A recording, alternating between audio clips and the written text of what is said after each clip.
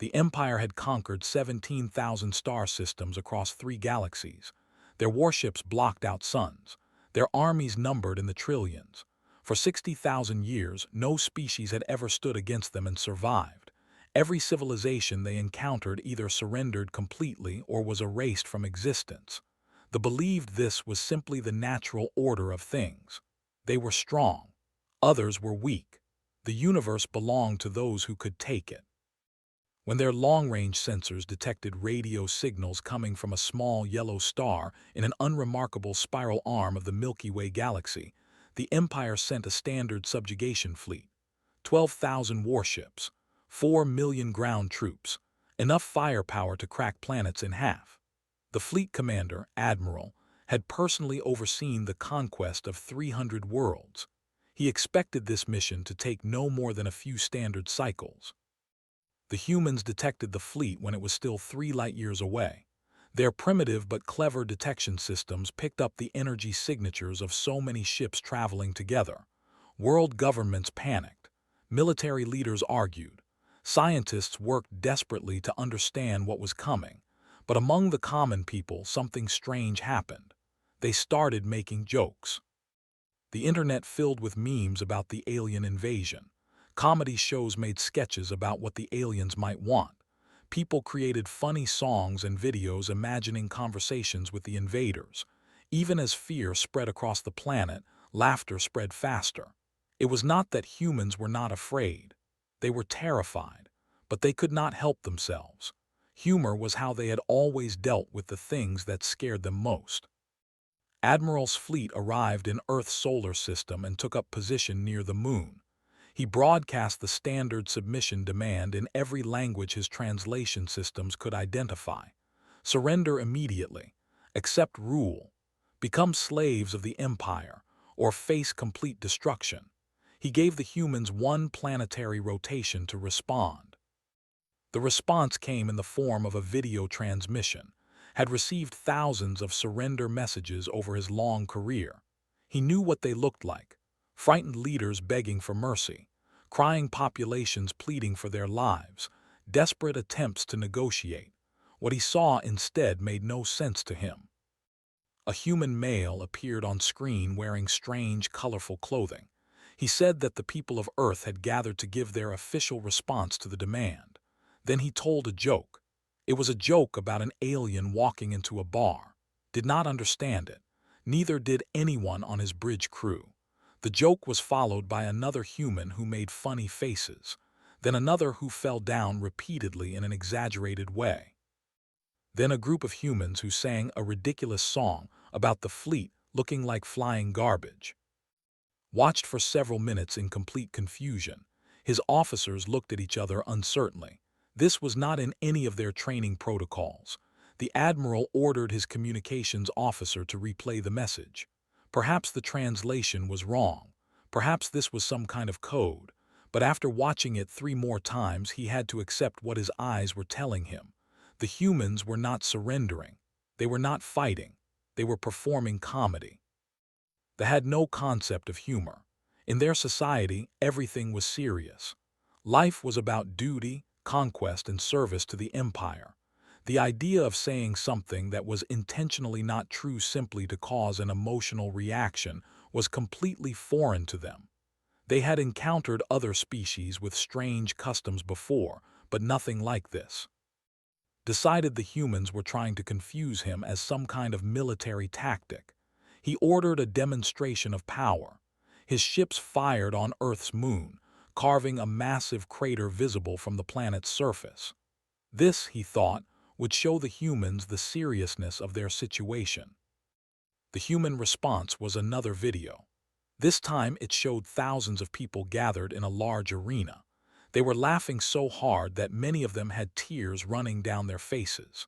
A human female spoke into a microphone and said that the aliens had given the moon a new belly button.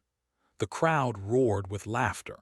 She then suggested that maybe the aliens were just really bad at golf and had missed the planet completely.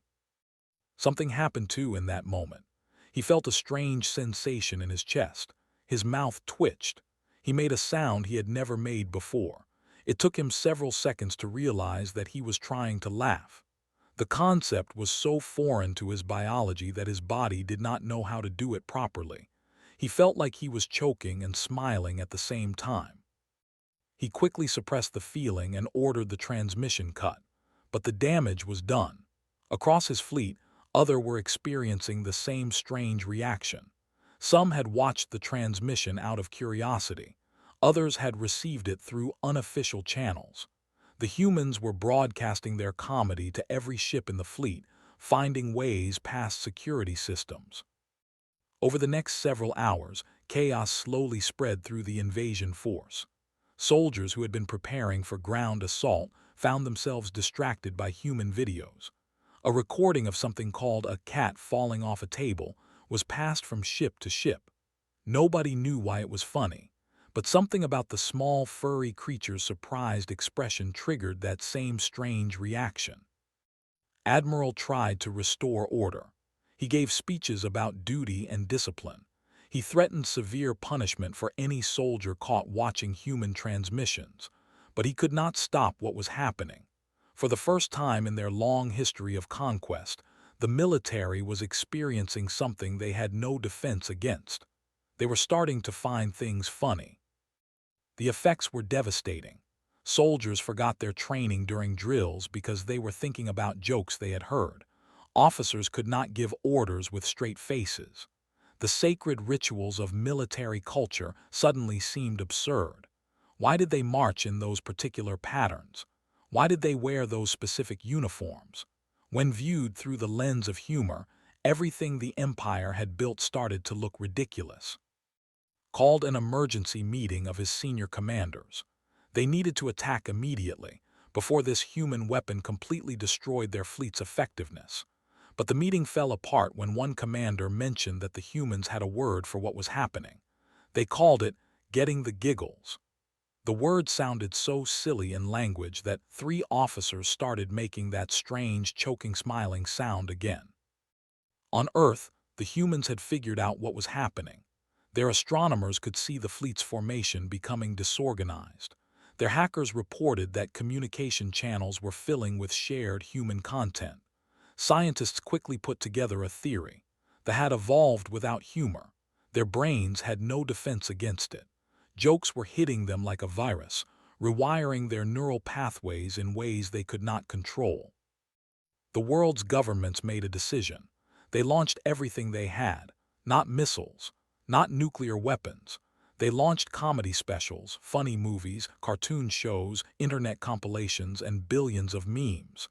Every satellite, every transmitter, every signal they could produce was aimed at the fleet. It was the largest comedy broadcast in human history. Admiral tried to order his ships to destroy the transmission sources, but his weapons officers were watching a human program about a family with a talking dog. His navigation officers were arguing about whether a particular video of a human baby was cute or funny. His tactical officers had discovered something called stand-up comedy and were attempting to perform it for each other badly. The admiral himself was not immune. Despite his best efforts, he found himself thinking about the belly button joke. It made no sense. The moon did not have a belly. The crater looked nothing like a button. And yet something about the absurdity of the comparison kept making his mouth twitch. He began to understand dimly why the humans did this. The universe was large and cold and often cruel. Laughing at it was a way of fighting back without weapons. The fleet remained in orbit for 3 more days. Each day, its discipline crumbled further. Soldiers began making their own jokes, though they were terrible by human standards. The rigid hierarchy of military society began to collapse as lower-ranked soldiers realized they could make their superiors laugh, creating a strange new kind of equality. On the 4th day, Admiral made a decision that would have been unthinkable just 1 week earlier. He opened a communication channel to Earth and asked if he could speak with whoever was in charge of the comedy. The humans, after some confusion, connected him with a late-night television host who had become the unofficial ambassador of human humor. The conversation lasted for 6 hours, asked questions about why things were funny, Why did the unexpected make humans laugh? Why did they enjoy seeing others fail in harmless ways? Why did they tell stories that were not true just to reach a silly conclusion? The host tried to explain, but admitted that even humans did not fully understand their own humor. It just felt good, he said. It helped them survive. Returned to the with his fleet intact, but his mind completely changed. He brought with him thousands of hours of human comedy programming. More importantly, he brought the revolutionary idea that laughter might be as valuable as conquest.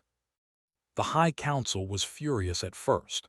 They demanded that be executed for failing to complete his mission. But then he showed them a video of humans laughing together at a comedy show, and he explained what he had learned.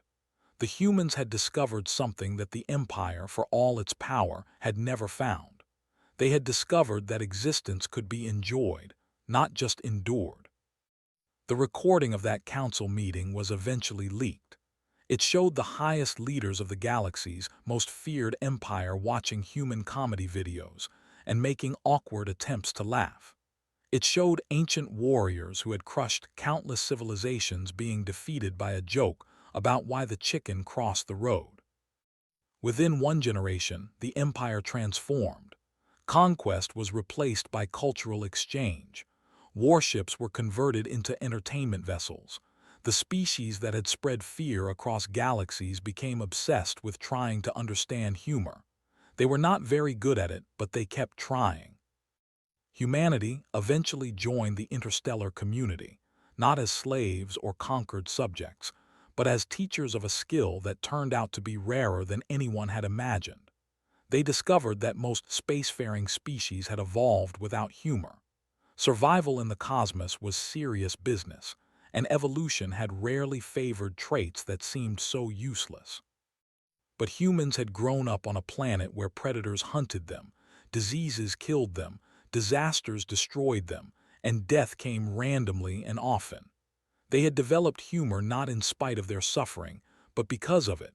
Laughing at the darkness was how they had survived long enough to reach the stars. The galaxy learned to laugh because humanity taught them. And in doing so, humanity accomplished something that no weapon or army ever could. They changed what it meant to be civilized. They showed that the measure of a species was not how many worlds it could conquer, but how much joy it could create. Admiral lived long enough to see the transformation he had helped begin. In his final years, he was known throughout the former empire not as a great conqueror, but as the first to truly understand a knock-knock joke. He considered this his greatest achievement. On his deathbed, surrounded by friends both alien and human, he told a joke. It was not a very good joke, but everyone laughed anyway because that was what friends did. And somewhere in the vast, uncaring universe, that moment of shared joy meant something. The humans had taught the galaxy the most important lesson of all. Sometimes the best weapon was not a weapon at all. Sometimes it was just the ability to look at the darkness and laugh.